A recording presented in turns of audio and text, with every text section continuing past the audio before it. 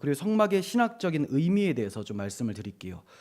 성막이 무슨 의미를 갖고 있느냐? 성막은 하늘이 어떠한지를 보여주는 거예요. 하나님 나라가 어떠한지, 즉 하늘 나라의 축소판이다. 축소판. 히브리서 9장 23절 보시면, 그러므로 하늘에 있는 것들의 모형은, 하늘에 있는 것들, 자, 하나님 나라의 여러 이제 모양들, 건물들이 있을 거 아닙니까? 있는 것들의 모형은 하면서 지금 성막을 얘기해요. 이런 것들로서 정결하게 할 필요가 있었으나, 자, 이 모형이라는 것은 이 땅의 성막에는 이런 것들로 정결하게, 짐승의 피로 정결하게 할 필요가 있었는데, 하늘에 있는 그것들은 실체죠. 더 좋은 제물로 해야 된다. 그러니까 양이나 염소피 이런 걸로 안 된다는 거예요. 더 좋은 제물. 누구? 예수 그리스도. 그분으로만 깨끗하게 되어 완성되는 나라다. 이걸 얘기를 하죠. 24절, 그리스도께서는 참것의 그림자인 손으로 만든 성소에 들어가지 않으시고 바로 그 하늘에 들어가사 이제 우리를 위하여 하나님 앞에 나타나시고, 이렇게 말씀합니다. 이게 무슨 말이냐면, 예수님이 십자가에서 죽으실 때 휘장이 찢어졌어요. 이 땅에 있는 성막에 휘장이 탁 찢어졌으면 예수님이 이제 구원자이자 대제사장입니다. 이스라엘 백성들을 대표해서 하나님을 만나 주시는 분이잖아요.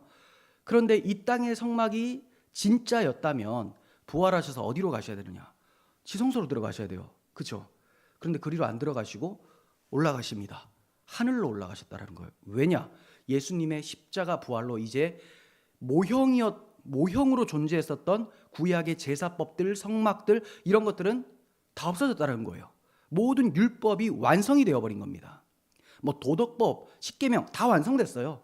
예수 안에서 다 완성됐습니다.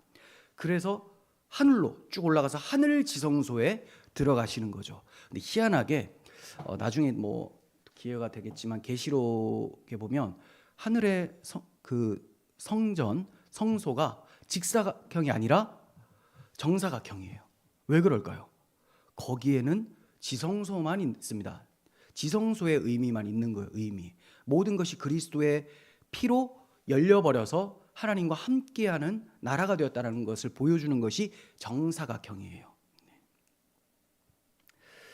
네, 그래서 하늘에 들어가사 우리를 위하여 하나님 앞에 나타나셨다라는 것은 영원한 우리의 중보자가 되어서 우리가 올라가도 하나님 앞에 내침을 받은 것이 아니라 영원히 함께할 수 있게 만드셨다. 이런 의미입니다. 히브리서 기자는 이 세상의 성전은 하늘에 있는 본체의 모형이라고 말씀을 했던 거예요.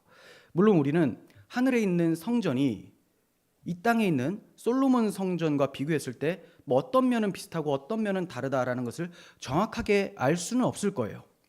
그러나 이 두 성전은 깊은 연관성을 갖고 있습니다. 성막이 세상에 속해 있으면서, 제가 성막이라고도 하고 성전이라고도 하죠. 이따 그 차이점을 말씀드리고 유사성을 또 말씀드릴게요. 성막이 세상에 속해 있으면서도 하늘 실체를 반영하기 때문에 이스라엘 사람들은 성막을 굉장히 중요하고 거룩한 곳, 여기만이 소망이다라고 생각하면서 살았던 거예요. 이 땅에서 하나님과 만날 수 있는 유일한 장소, 유일한 비결, 그 제사법들이 쫙 있지 않습니까? 그래서 엄청나게 거룩한 공간으로 간주를 했었어요. 그래서 아무나 들어가면 큰일 나요. 레위지파 제사장들이 또 지키는 그러한 역할도 있고 엄청나게 이제 중요하게 여겼었던 장소입니다. 자, 그래서 첫 번째 신학적 의미는 하늘의 축소판이었다.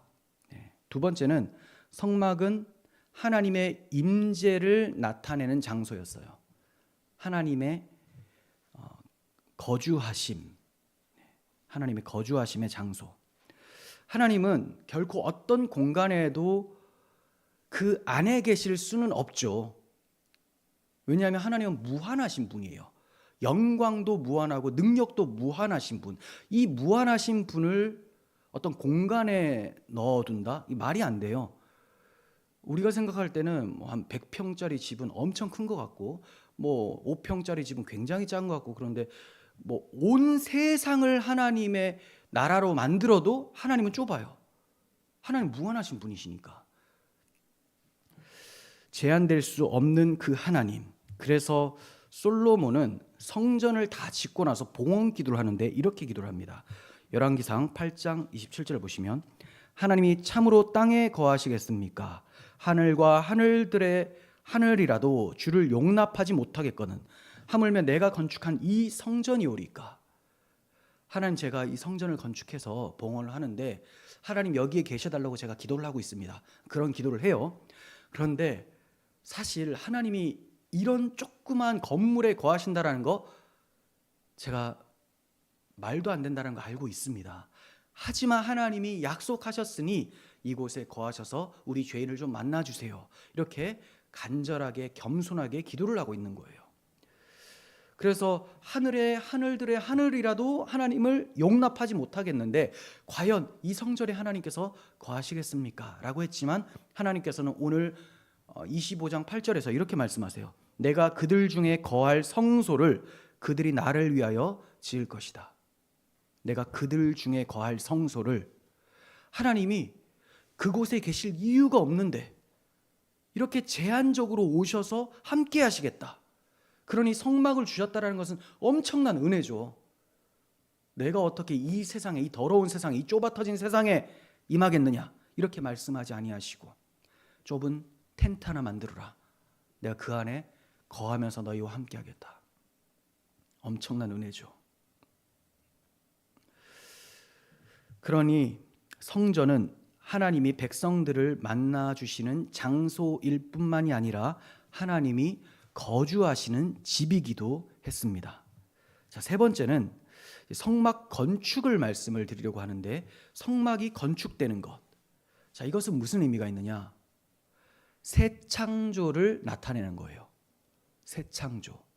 에덴 동산을 처음 만들 때 그것을 초점으로 두는 것이 아니라 무너진 에덴을 회복하시는 그 내용이 성막에 들어가 있습니다. 출애굽기에 기록되어 있는 성막에 대한 규례는 여호와께서 말씀하여 이르시되라는 그 말씀이 7번이나 나오고 있어요.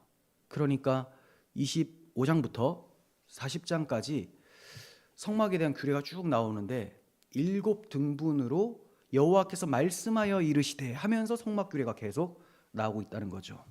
7번. 이게 의미가 있습니다. 6개는 만드는 것에 관해서 말씀하십니다. 이거 만들어라, 저거 만들어라. 그리고 마지막 7번째는 안식일 규례가 나와요. 안식일 규례. 자, 이것은 이 성막 건축이 창조를 나타내고 있음을 보여주는 거예요. 창조하면 우리 창조의 수가 몇입니까? 7이죠. 7. 마찬가지예요. 하나님께서 6째 날까지 만드시고 7번째 날에 안식하셨듯이 성막 건축도 6번째까지는 계속해서 여호와께서 말씀하여 이르시되 이거 만들라 하시다가 7번째 말씀하실 때는 안식일 규례를 주시면서 이제 성막이 완성되면 안식이 이루어진다라는 것을 보여주셨던 거예요. 자, 6번 여호와께서 말씀하여 이르시되, 그리고 7번째는 안식일 규례가 나오게 된다. 네. 자, 이렇게 성막의 신학적인 의미를 알고 있으면 성막의 세세한 부분들 있죠. 기구들, 도구들 이렇게 만들 때 이거 자기 멋대로 해석하는 것을 피하게 됩니다. 전체 내용이 뭐냐? 하늘의 축소판이다. 하나님과 만나는 장소고 새 창조를 모형하는 것이다. 이런 걸 보고 있다면 엉뚱한 해석을 하지 않게 된다는 거예요.